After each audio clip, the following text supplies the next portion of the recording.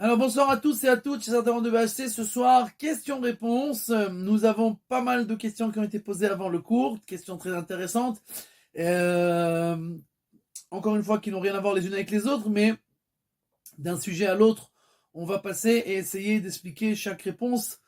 Et il y a pas mal de sujets très intéressants. Alors, première question qui a été posée. Quelqu'un qui a fait tchouva, hein, et dont le père n'est pas du tout religieux, il mechalel Shabbat befaresia, est-ce qu'il a le droit d'être sandak? C'est-à-dire que le fils a eu un petit-fils, un enfant, et le grand-père veut être sandak, mais le sandak, il est mechalel Shabbat befaresia, il transgresse Shabbat délibérément et devant tout le monde. Est-ce qu'on peut quand même lui donner à être sandak? Alors ça, c'est une question très difficile et qui se pose malheureusement souvent quand il y a des enfants qui font tchouva. Hein. Alors, le père qui, quand même s'il n'est pas religieux, il sait quand même c'est quoi l'importance sentimentale d'être sandak, surtout si l'autre beau-père est religieux et qu'on lui a déjà donné à être sandak, alors bien entendu, il est aussi jaloux, et donc il veut lui aussi être sandak, et il ne comprend bien entendu pas la signification de la chose. Et pour lui, la chose la plus importante, c'est qu'on lui donne son respect et qu'il soit lui-même sandak. Alors d'abord, il faut savoir que le sandak, il est écrit dans les livres qu'il influence énormément sur l'âme de l'enfant. Et donc c'est pour ça qu'il est très très important d'avoir un sandak qui est le plus religieux qu'on peut, le plus tzaddik. Et essentiellement religieux, c'est pas très important. La religion, ça veut strictement rien dire. Il faut qu'il soit proche d'Akadosh Baruch Hu, qu'il veuille faire la volonté divine, qu'il soit un tzaddik. Et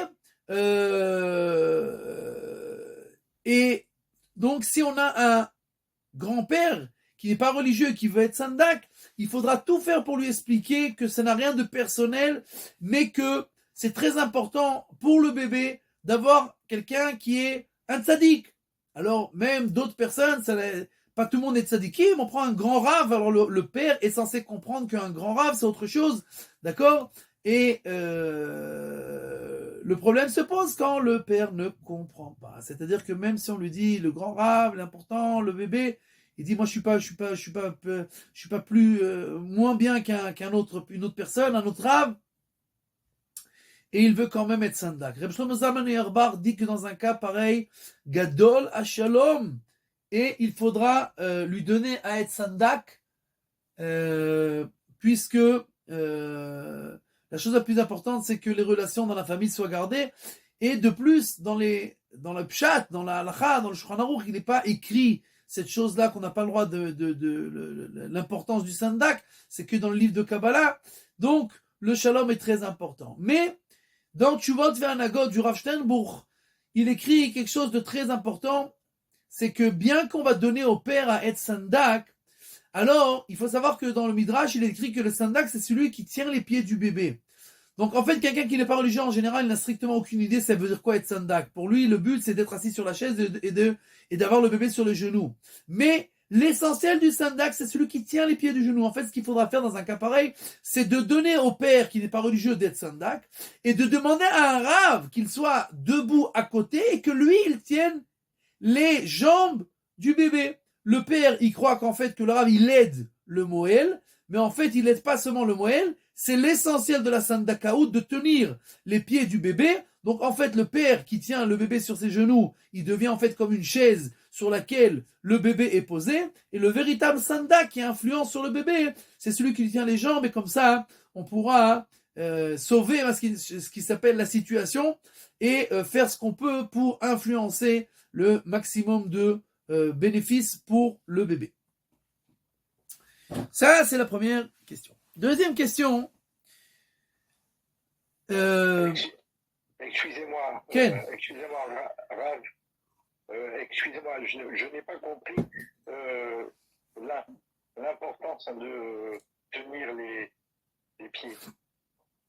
Le Midrash nous dit que l'essentiel de la Sandakaout, c'est celui qui tient les pieds du bébé. En fait, le bébé, il est posé en fait sur les genoux. Les genoux, c'est comme le misbeach, il est écrit. D'accord? Mais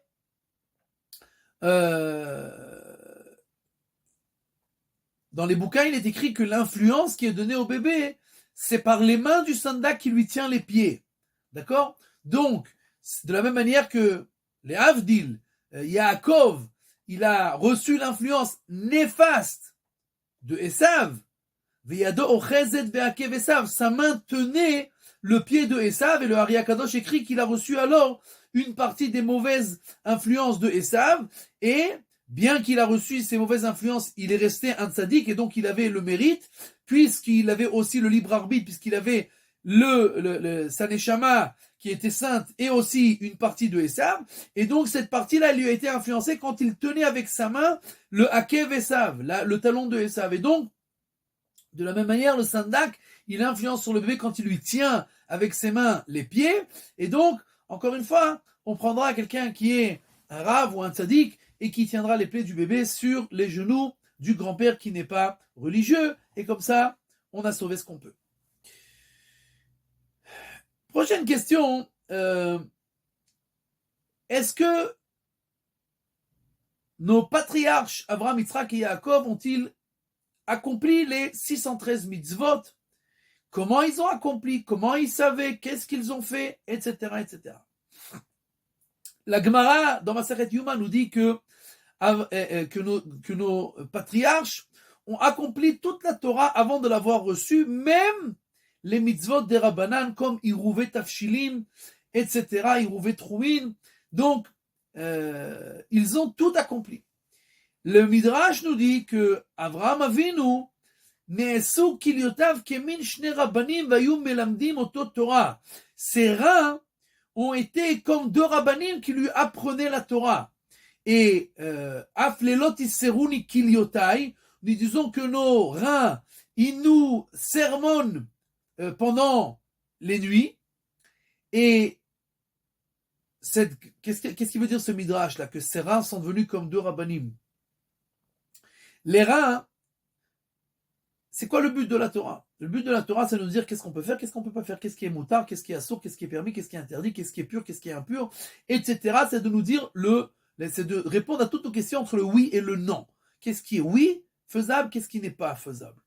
Les reins, ce sont en fait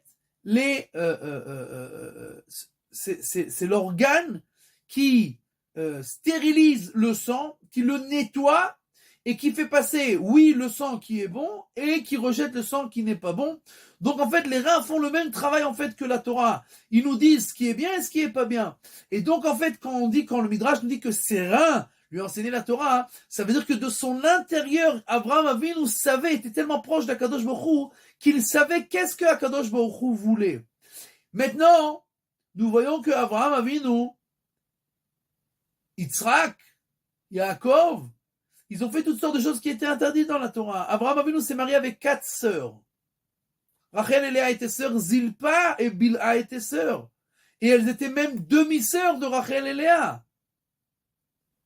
Donc, il s'est marié avec 4 sœurs, ça s'était interdit complètement dans la Torah.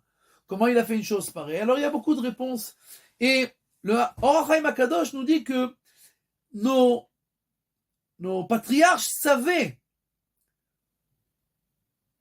quel était leur tikkun et qu'est-ce qu'ils devaient faire. Nous ne savons pas ce que nous devons faire. Chaque personne, il a un tikkun à faire. Et donc, comme on ne sait pas ce qu'on doit faire, on doit tout faire. Eux savaient ce qui était important pour eux de faire et ce qui était important, entre guillemets, de ne pas faire pour l'instant. C'est-à-dire que comme ils n'étaient pas obligés de respecter la Torah, puisque la Torah n'a pas encore été donnée, ils savaient qu'il y avait des choses que quand ils faisaient comme, entre guillemets, des non-juifs qui... Pour eux, ils n'ont pas de Torah, ils n'ont pas de mitzvot, tout est permis. Donc, ils ont utilisé les choses que, à leur compréhension, avec le roi HaKodesh qu'ils avaient, ils savaient que c'était mieux pour l'instant qu'ils ne fassent pas ce qui est écrit dans la Torah pour, par exemple, amener les 12 tribus, comme ce qui s'est passé avec Yaakov. Mais, à part cela, la Torah, c'est l'essence de ce monde-là. Il est écrit dans le Zohar qu'Akadosh Baruch Hu a regardé la Torah et a créé ce monde-là. C'est-à-dire que tout ce monde-là, il marche par rapport à la Torah. Et donc, c'est l'essence, la vitalité de ce monde-là. Or, quelqu'un qui se connecte intrinsèquement à l'intériorité, la spiritualité de ce monde-là, alors automatiquement, comme nos patriarches, ils savaient intrinsèquement, comme si leur leur clayot, leur rein, leur enseigner de l'intérieur, et ils savaient qu'est-ce qu'ils devaient faire, toutes les mitzvot, et des oraïta, et des rabbanan. Ça, c'est par rapport aux mitzvot que nos patriarches faisaient. Question qui a trait à Hanouka, on approche de Hanouka, enfin on approche, il y a encore un peu de temps, mais on avance vers Hanouka. Est-ce que il y a lieu de faire ce que font les Chabadnikim, de sortir dehors avec des Hanoukiyot énormes, dans des endroits où il y a seulement des non-juifs, et est-ce qu'il y a lieu de faire Pirsum et Nissa, de répandre le miracle qui s'est passé à Hanouka, même chez les non-juifs, comme les Chabadnikim le font? Est-ce qu'il y a lieu de cela? Alors il faut savoir que la majorité des décisionnaires, les Gross Moïse, le Orot Nathan, les Askil Avdi, et encore beaucoup d'autres, nous disent que le Inyan de Pirsumeni, ça, ce n'est que pour les Juifs. C'est pour ça, par exemple, que quelqu'un qui est dans un endroit, il y a écrit que, par exemple, dans un moment où c'est dangereux, alors Manichol Shulchano Vedayo, il laisse la Hanoukia dans la maison, et il se fait le Pirsumeni ça à lui-même. Et quelqu'un qui est dans un endroit où il n'y a personne, aucun juif qui habite autour, il est acquitté de mettre ça à la fenêtre, puisque de toutes les façons, personne de juif ne verra cette Hanoukia, et donc il le met dans sa maison pour les gens de sa maison, puisque le Pirsumé Nissa ne sera que pour ceux de sa maison. Et ce qu'il est écrit, la Gemara pose la question, jusqu'à quand on doit laisser les bougies allumées? Alors, les Tarmoudim, ce sont des non-juifs à première vue, mais les commentateurs expliquent que non, jusqu'à que les pieds des Tarmoudaïm, ce sont les juifs qui travaillaient comme des Tarmoudim, d'accord, et qui revenaient tard à la maison. Alors, jusqu'à que ces gens-là reviennent à la maison, alors on peut allumer les bougies, c'est-à-dire une demi-heure après la sortie des étoiles. Mais, nous avons quand même trouvé quelqu'un, le shoot Itoreru Tshuva, c'est le Rav Shimon Sofer, qui était le fils du Ktav Sofer et le petit-fils du Khatam Sofer et Moïse Sofer, et qui écrit, lui, que il y a lieu, même pour les non-juifs, de faire Pirsum Nissa, mais comme on l'a déjà dit, ceci n'est qu'un avis unique. La majorité des décisionnaires ne pensent pas comme ça et pensent que l'essentiel, c'est de faire pour les juifs. Mais qu'est-ce que font les Chabadnikim? Les Chabadnikim, le but, c'est pas du tout pour les non-juifs. Le but, c'est, comme nous savons que partout où il va y avoir un événement et que le président de la République va venir et que plein de gens vont venir, automatiquement, on aura aussi des juifs qui seront là. Et donc, ils font ça pour répandre le miracle pour les juifs qui seront de toutes les façons dans toutes ces cérémonies-là, parce que bien entendu, dans tous les endroits où les Chabadnikim le font, ils vont pas aller dans des forêts où il y a seulement des comment ça s'appelle, des Indiens, d'accord, et là-bas ils vont pas allumer, ils vont aller dans un endroit où il y a des concentrations de juifs, et là-bas seulement ils vont faire, même si la majorité ce sont des non-juifs, alors on répandra aussi le miracle pour tous ceux qui sont là-bas, mais comme nous l'avons déjà dit, la mitzvah c'est pour les juifs, 2, il n'y a aucun inyan dans la halacha, c'est bien pour le folklore, c'est bien pour rapprocher les juifs, c'est bien pour répandre le miracle, c'est bien pour tout ce que fait Chabad et c'est très important, mais d'un point de vue de la halacha elle est qu'on doit allumer ça dans sa maison, à l'entrée de sa maison et pas dehors, d'accord? Donc tout ce que font les Chabadnikim, c'est un plus, ce n'est pas la base de la halacha, c'est un plus, c'est très important, mais en tant que personne qui veuille respecter la halacha stricte, il n'y a aucun lieu de faire ça que pour des non-juifs, on fait ça pour des juifs, et essentiellement, s'il n'y a pas de juifs, alors pour les gens de notre maison.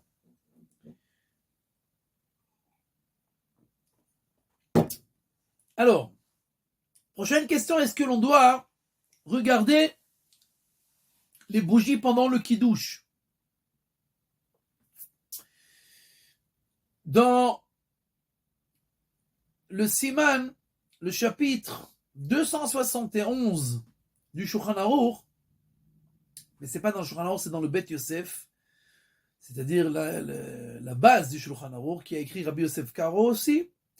Alors, il est écrit là-bas, on ramène le Maharil, le Réma, le Darkei Moshe là-bas ramène le Maharil qui écrit que chaque bougie en valeur numérique c'est 250. Ner, une bougie, Ner c'est Nun et Resh, Nun c'est 50, Resh c'est 200, ça fait 250.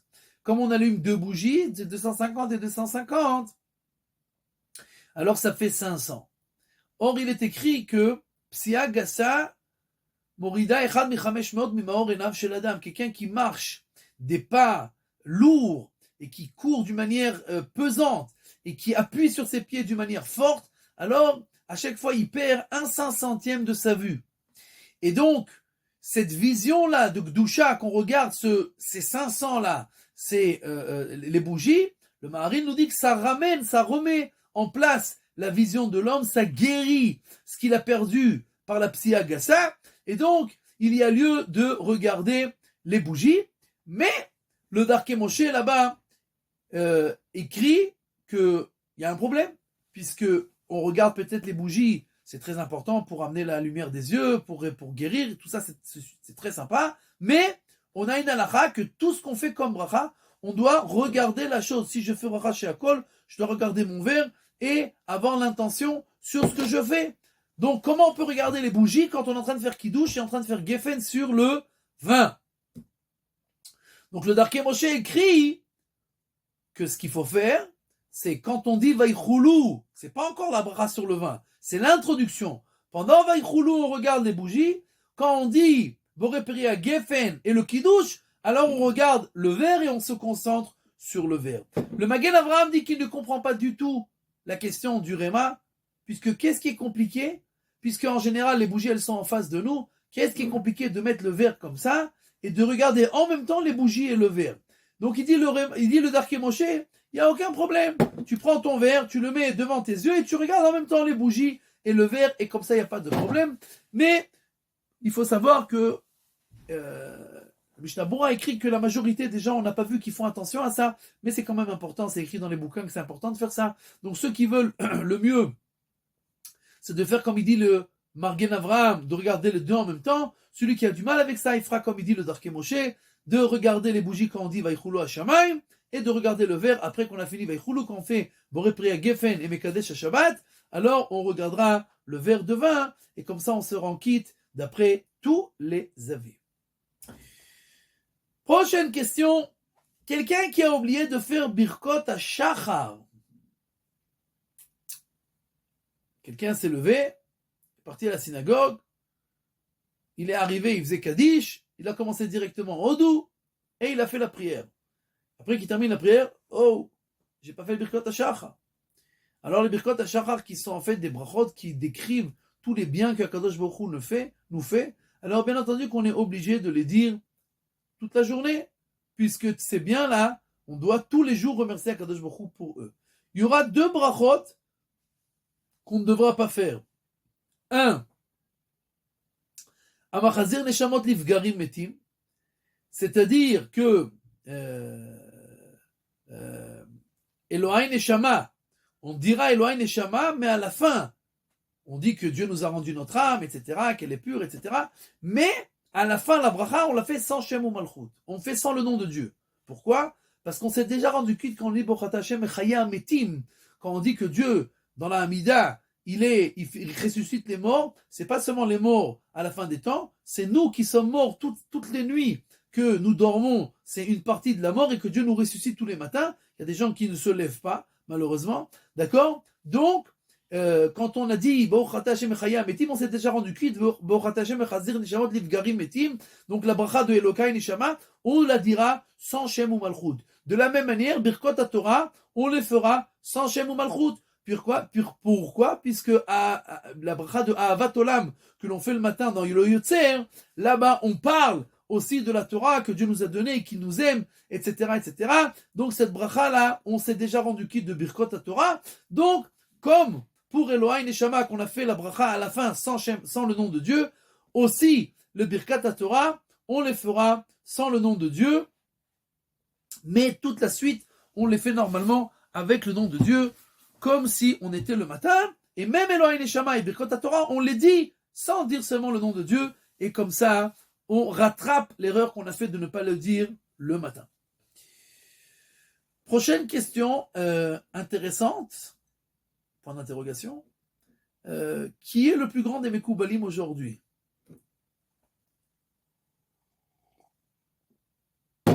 Alors d'abord, qu'est-ce que ça veut dire Mekoubal? Est-ce que c'est le plus grand des charlatans? La question. Ou celui qui sait le plus de Kabbalah? Ou celui qui fait le plus de Moiftim? C'est-à-dire qui fait le plus de miracles. Alors je ne sais pas c'est quoi la question exactement. Quoi qu'il en soit, hein, les charlatans, Baruch Hashem, il y en a aujourd'hui, en veux-tu, en voilà, à gogo. Et le plus grand d'eux, je ne sais pas c'est qui le plus grand des charlatans, ils font la concurrence entre eux. En général, c'est celui qui gagne le plus d'argent. Celui qu'on verra qui gagne le plus d'argent, en général, c'est le plus grand des charlatans, et ça sera le plus grand des Mekoubalim charlatans.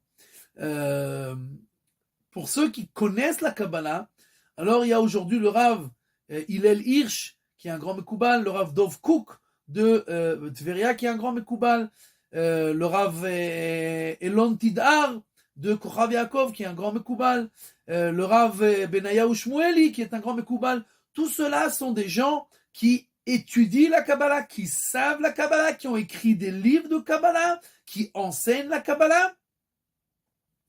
Qui c'est le plus grand qui fait des miracles? Ça, je ne peux pas vous dire, d'accord? Mais il faut se rappeler quelque chose de très important.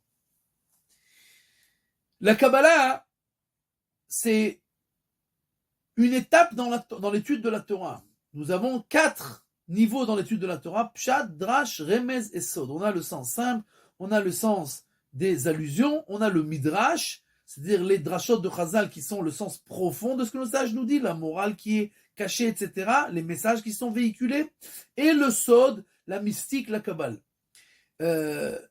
Malheureusement, aujourd'hui, il y a beaucoup de Mekoubalim, bien qu'ils connaissent beaucoup de Kabbalah, mais qui ne savent pratiquement rien en Pshat. Tu lui demandes de t'expliquer une page de Gemara, il n'a strictement aucune idée. Tu lui demandes de dire une halakha dans le Shulchan Aruch, il n'a strictement aucune idée. Et c'est un grand problème, puisqu'on ne peut pas construire un bâtiment si on n'a pas les bases. On ne peut pas faire le toit sans base. Alors, il faut savoir, il faut vérifier pour savoir qui est un véritable grand Mekoubal. Par exemple, le Rav Dov Kook, d'accord, qui est un génie dans tous les domaines de la Torah. Alors, il est forcément un véritable kabbaliste qui connaît véritablement la Kabbale. D'ailleurs, on raconte pas mal de miracles qui se passeraient chez lui matin, midi et soir. D'accord? Donc, il faudra toujours vérifier la base. La base, est-ce que ce Rav-là, il connaît toute la Torah, il connaît tout ce qui a trait au sens simple des choses, la halakha, la Gemara, etc.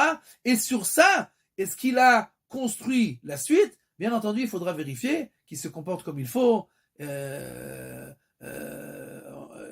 qu'il ne prend pas d'argent, etc. Je ne dis pas qu'il ne doit pas vivre. D'accord? Il y a beaucoup de gens qui croient que les rabbanim, ils vivent d'eau et d'eau fraîche.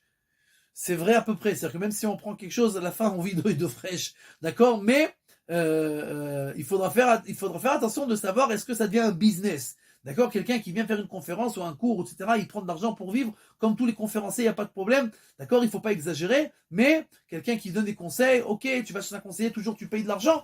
Mais la question, c'est de savoir est-ce que tout est basé là-dessus? Est-ce que ce sont des prix exorbitants? Est-ce que si tu ne donnes pas, alors tu ne recevras rien? Alors là, ça devient un problème. Mais si quelqu'un, il essaye de survivre et il prend par-ci, par-là ce qu'on lui donne, alors il n'y a pas de problème. Mais encore une fois, la base sera de voir et de comprendre et de savoir est-ce que cette personne-là, elle est versée dans les bases de la Torah avant de s'être approfondie sur les rajouts qui sont la Kabbalah et la mystique. Prochaine question, est-ce qu'on a le droit de se brosser les dents Shabbat? Alors, le fait de se brosser les dents Shabbat, c'est bien, mais c'est compliqué. Puisqu'on a énormément de problèmes avec tout ce qui a trait à ce brossage. Et nous allons rappeler ici plusieurs problèmes. Le premier problème, c'est d'utiliser de la pâte à dentifrice. La pâte à dentifrice, en fait, on l'étale, c'est une pâte, comme une genre de crème, et on a un issour memareach, on a un interdit, on n'a le droit aucune crème de l'étaler Shabbat. Et donc cette pâte, en fait, cette crème que l'on étale sur nos dents, même si on la recrache après, c'est Issour Memareach. Alors ça, on peut surmonter cet obstacle en utilisant un dentifrice liquide. Et alors, on n'a pas de problème, il n'y a plus de Issour Memareach. Mais on passe au deuxième problème, c'est le Issour de Kibous. Les brosses à dents aujourd'hui, les bonnes brosses à dents, elles sont en général faites de poils fins qui sont serrés. Or, toute chose qui est serrée, sauf par exemple si je prenais un bout de plastique, d'accord, et je verse de l'eau dessus, alors ça, il n'y a rien qui est absorbé, il n'y a rien qui rentre, il n'y a rien qui sort, il n'y a pas de problème. Mais quand on a plein de choses qui sont serrées les unes après les autres, alors on a un problème de kibous, on a un problème de nettoyage, de lavage, c'est comme si on lavait la brosse à dents, et donc, ça, de toutes les façons, on ne pourra pas utiliser une brosse à dents. Mais ça aussi, on peut surmonter le problème, vu qu'aujourd'hui, je ne sais pas ce qui se passe en France, mais aujourd'hui, en Israël, il y a des brosses à dents qui sont kshérot les Shabbat, qui ont été créées spécialement avec des poils qui sont éloignés les uns des autres, qui sont faits bien entendu en plastique, qui n'absorbent pas. Et donc, on a surmonté le deuxième problème. On a du dentifrice liquide, on a une brosse à dents de Shabbat. Troisième problème, si je me brosse les dents, et que à chaque fois que je me brosse les dents, j'ai du sang qui sort de mes gencives. Et il n'y a aucune garantie à personne d'être sauvé de cela. Je peux vous dire que moi, je me brosse les dents tous les jours, et pourtant, tous les jours, j'ai du sang qui sort de mes gencives. D'accord? Donc, quelqu'un qui sait à 100% que à chaque fois qu'il se brosse les dents, il a du sang qui sort de ses gencives, alors c'est psikreiché. Et on a un interdit de faire une action permise qui engendre à 100% une action interdite. De se brosser les dents avec une dentifrice liquide et une brosse qui est cachère, c'est permis. Mais si j'ai à 100% du sang qui sort de mes gencives, alors ça devient automatiquement interdit. Donc, si l'on veut se brosser les dents, on a besoin de ces trois conditions. C'est pas encore fini, mais c'est les trois conditions qu'on a besoin. 1, une brosse cachère. 2, un dentifrice cachère. 3, des gencives cachères. D'accord? Les gencives qui ne saignent pas, le dentifrice liquide et la brosse à dents qui a des poils éloignés et en plastique. Mais même après qu'on a fini de se brosser les dents, alors on a une question, est-ce qu'on a le droit de rincer sa brosse à dents après qu'on s'en est servi? Alors si je vais l'utiliser encore une fois Shabbat, je me suis lavé les dents vendredi soir et je vais me relaver les dents Shabbat matin, alors il n'y a pas de problème puisque ce n'est pas une préparation pour le Yom Chol, c'est une préparation pour Shabbat, donc c'est permis. Mais le problème, si je me brosse les dents le matin, mais après c'est fini, juste le soir avant d'aller dormir, je me rebrosserai les dents, et bien entendu ça c'est après Yetziat Shabbat, c'est après la sortie du Shabbat, alors on a là un problème de achana. D'accord? On a un problème de préparation au jour profane, puisque je prépare en fait pour après Shabbat, et ça j'ai pas le droit de le faire. Le conseil que l'on donnera dans un cas pareil, c'est que de toutes les façons, quand je me brosse les dents, j'ai le droit de poser ma brosse là où je veux. D'accord? Et donc, la solution la plus simple, c'est de préparer un verre à côté, d'accord, qui sera plein d'eau. Et là-bas, je mettrai directement, quand j'ai terminé de brosser les dents, je poserai ma brosse à l'intérieur, d'accord, ma brosse qui est cachère, avec le dentifrice cachère, et je la pose à l'intérieur, et comme ça, elle se lave d'elle-même. Elle se lave pas vraiment d'elle-même, mais disons que moi, je n'ai pas fait d'action de préparation, puisque j'ai juste posé ma brosse à dents. D'accord? Et on a le droit de faire toute action qu'on a, qui est pour Shabbat, et qui influence aussi pour après Shabbat, c'est permis. Donc comme je dois de toutes les façons poser maintenant à Shabbat la brosse à dents quelque part, donc cette action de la poser, elle est pour Shabbat. Bien que ça va influencer pour après Shabbat, c'est permis, donc ça sera la solution la plus facile.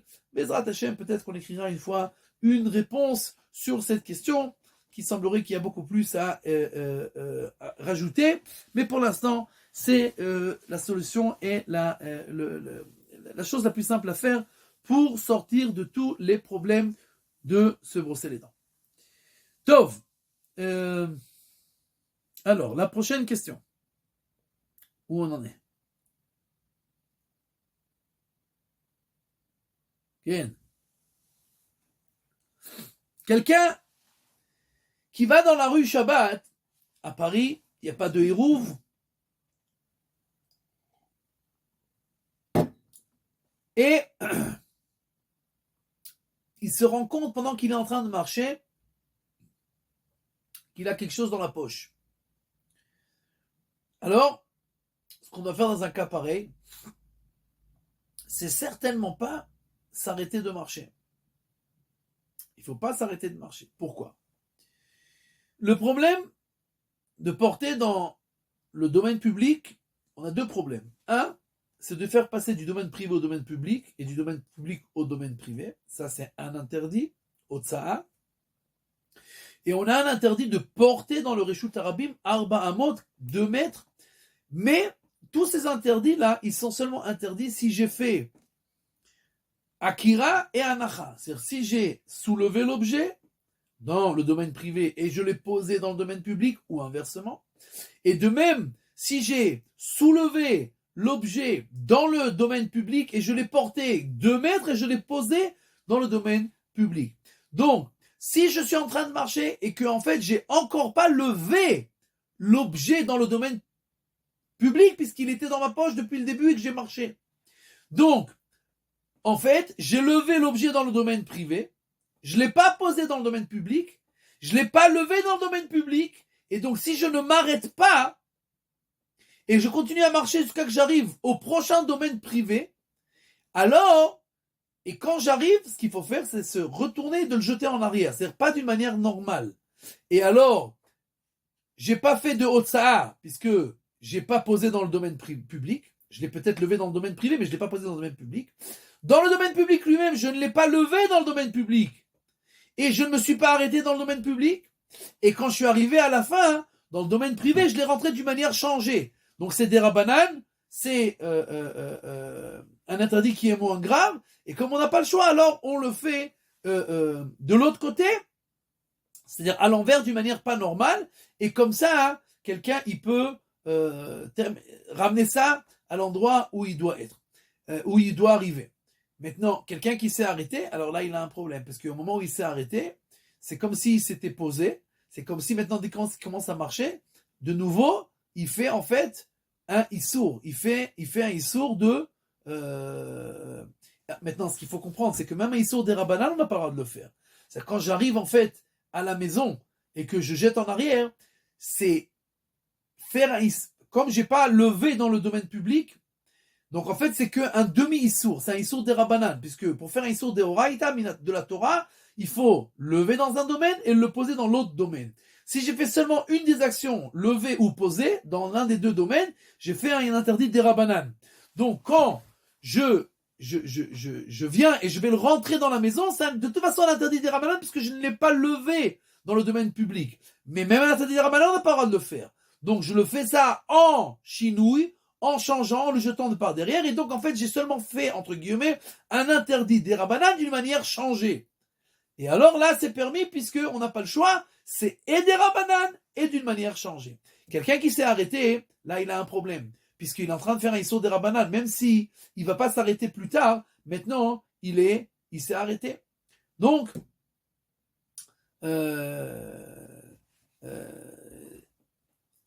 ce qu'il faudra faire dans un cas pareil, d'accord, c'est, maintenant qu'il s'est arrêté, il va, normalement il est censé le poser, d'accord, il est censé le poser, et attendre la Motsai Shabbat, ou alors demander à quelqu'un, un goy, de lui garder ou de le mettre de côté, etc. Mais lui, normalement, il ne peut plus le porter. Maintenant, si c'est quelque chose de très cher comme un portefeuille ou je sais pas, quelque chose comme ça, alors ce qu'il peut faire, c'est qu'il peut le porter, moins après qu'il s'est arrêté, c'est de marcher un tout petit peu, de s'arrêter. Et comme ça, en fait, il fait moins de 4 amot à chaque fois. D'accord? Donc, en fait, comme on l'a dit, pour faire un interdit, il faut que ça soit le lever et le poser après 2 mètres. Donc, si il s'est arrêté, en fait, maintenant, quand il commence à marcher, comme s'il le soulevait, et maintenant, il s'arrête après moins de 2 mètres, donc il l'a posé, mais pas à la fin de ce que la Torah nous interdit, et donc c'est interdit des rabanan, et donc c'est plus simple, et dans un cas pareil, nos sages non pas interdit, mais on parle seulement de quelque chose qui est très cher, puisque alors la personne, on a peur que si on ne lui permet pas, il va faire un Issur Torah. Tov. Prochaine question. Est-ce qu'on a le droit de manger dans les restaurants à Paris? Vous allez me dire, oui, mais ça va pas la tête ou quoi? C'est quoi cette question-là? Bien sûr qu'on a le droit de manger dans les restaurants à Paris, puisqu'il y a la Théouda de Kashrut. D'accord? Il y a le certificat et on peut manger. Alors malheureusement, en étant à Paris dernièrement, j'ai entendu par plusieurs rabbinim qui m'ont dit que c'est le scandale le plus connu de Paris. Le scandale le plus connu de Paris, c'est que toutes les Ashgachot, ils font le Bishulim par rapport aux Ashkenazim. C'est-à-dire qu'on a une différence entre les Ashkenazim et les Sfaradim par rapport à qu'est-ce qui s'appelle Bishulé Akum. Un non-juif n'a pas le droit de cuisiner pour un juif sa nourriture. Un juif doit se cuisiner à lui-même. Maintenant, d'après les Sfaradim, pour que ça soit permis, il faut que le juif fasse l'essentiel de la cuisson. C'est-à-dire que si je mets un plat, je dois manger un plat, alors je dois non seulement allumer le four, mais je dois mettre dans le four. Je dois moi-même poser sur le feu ou dans le four. Pour les Ashkenazim, ça suffit d'allumer le feu et le goy après il peut cuisiner et c'est permis. Or, dans tous les restaurants à Paris, et il semblerait en France, on demande seulement aux juifs d'allumer le feu ou le four et le goy fait toute la suite. J'ai entendu qu'il y a seulement 2 restaurants à Paris où ils font tous aussi comme ça, mais qui permettent, si tu demandes spécifiquement, alors le mashgiach, lui, va rentrer le plat dans le four. Dans plusieurs cas, ça servira à rien puisque c'est déjà pré-cuit, donc ça sert plus à rien. Mais tu peux demander au mashgiach de rentrer dans le four ou de mettre sur le feu. Mais sinon, tu ne demandes pas. Tous les restaurants, même qui ont des hashgachot de badat et de toutes sortes de hashgachot qui sont censés être à un bon niveau, d'accord? Alors, c'est un terrible problème, puisque pour les Sfaradim, c'est totalement interdit de manger une chose pareille. D'après le Shulchan Aruch, quelque chose qui a été cuisiné par un non-juif d'une manière interdite, on est censé cachériser les ustensiles après, puisque c'est interdit de manger, qu'on n'a pas le droit de manger toutes les choses qui sont interdites. D'accord? Pour les Ashkenazim, c'est permis. Et les Ashgachot, elles sont données par des rabbanim qui sont Ashkenazim, qui, bien que 90% de la population à Paris, ce sont des Sfaradim, ils ne demandent pas au restaurant de faire cette chose-là. Et donc, en fait, ils amènent tous les Sfaradim à manger quelque chose qui est strictement interdit pour des Sfaradim. Dans des cas particuliers, alors,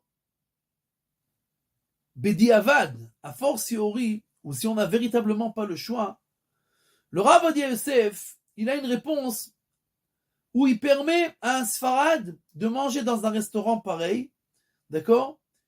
Mais il faut savoir que c'est a fortiori, c'est vraiment seulement si on n'a pas le choix. Puisque Rabbi Shalom Messas et encore beaucoup de rabbanim ont été contre cette réponse-là, puisque cette réponse, elle est basée sur 2 halachot où le Shulchan Aruch dit d'une manière explicite que c'est interdit. Le Réma, dans ces 2 endroits, dit que c'est permis, et le Rav Ovadia Yosef fait un sfeka.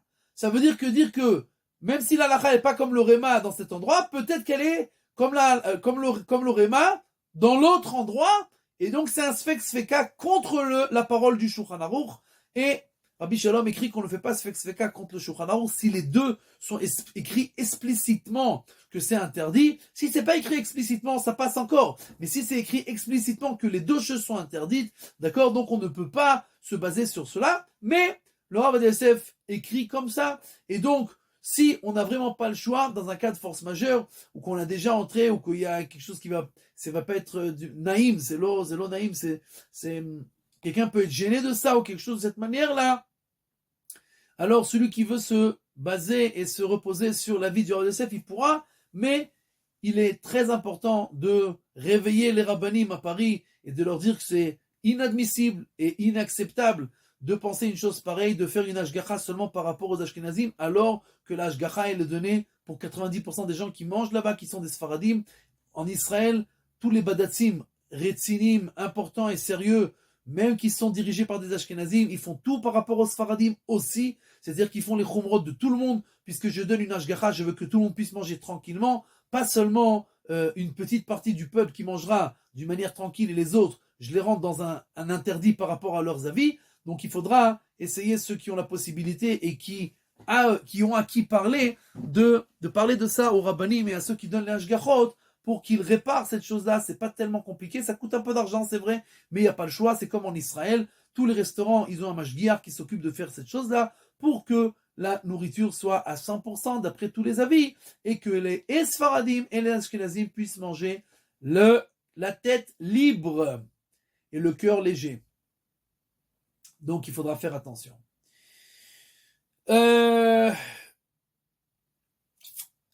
Dernière question. Pourquoi Abraham Avinu a-t-il été obligé d'acheter la Meharat HaMarpela alors que toute la terre lui a déjà été promise? Et je vais te donner toute la terre du nord au sud, de l'est à l'ouest. Et pourtant, Abraham Avinu est amené à acheter. Il a juste besoin d'une petite parcelle de terre pour enterrer sa femme. Et même cela, il est obligé de l'acheter. Et d'abord, il y a des mefarshim, des commentateurs, Rabbeinu Yona par exemple, qui expliquent que c'était un des nissionot de Avraham Avinu. Rabbeinu Yona dit que c'est le dernier des nissionot. Après la Akedat Yisraël, la majorité des commentateurs expliquent que Akedat Yisraël c'est le dernier des épreuves, des 10 épreuves de Avraham Avinu.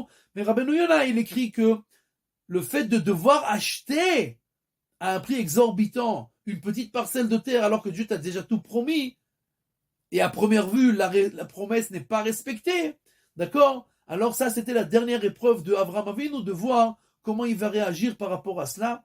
Mais une autre explication, c'est que Avraham Avinu et David Amelech, ils ont acheté les endroits où ils savaient, Beruach HaKodesh, que plus tard, dans les générations à venir, les non-juifs allaient nous attaquer spécifiquement sur ces deux endroits, c'est-à-dire Hebron et Yerushalayim.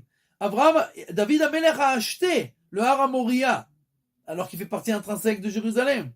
Abraham Avinu a acheté Meharat HaMarpela, pour ne pas que plus tard on viendra dire oui, vous avez reçu, vous avez pris, on n'a rien pris, on a acheté. Ça, on n'a pas reçu par Akadosh Baruch Hu, on n'a pas reçu par promesse, rien, on n'a pas conquis, rien du tout. Ça, on l'a acheté avec de l'argent. Et Hebron, et Har Moria, et donc personne ne peut revendiquer ces endroits-là, mais bien entendu, nos ancêtres le savaient, et nous voyons jusqu'à aujourd'hui que bien que c'est écrit textuellement dans la Torah, que nous avons payé prix fort pour acheter ces endroits-là, bien que c'est cela écrit, alors les nations essayent quand même de nous prendre justement ces endroits-là, puisque ce sont les endroits les plus saints, et nos patriarches savaient que c'était les endroits les plus saints, donc ils les ont achetés pour essayer de sauver ce qu'on pouvait, et ils savaient ce qu'ils faisaient. Voilà pour aujourd'hui, pour les questions qu'on a reçues avant. S'il y a une question encore, c'est le moment.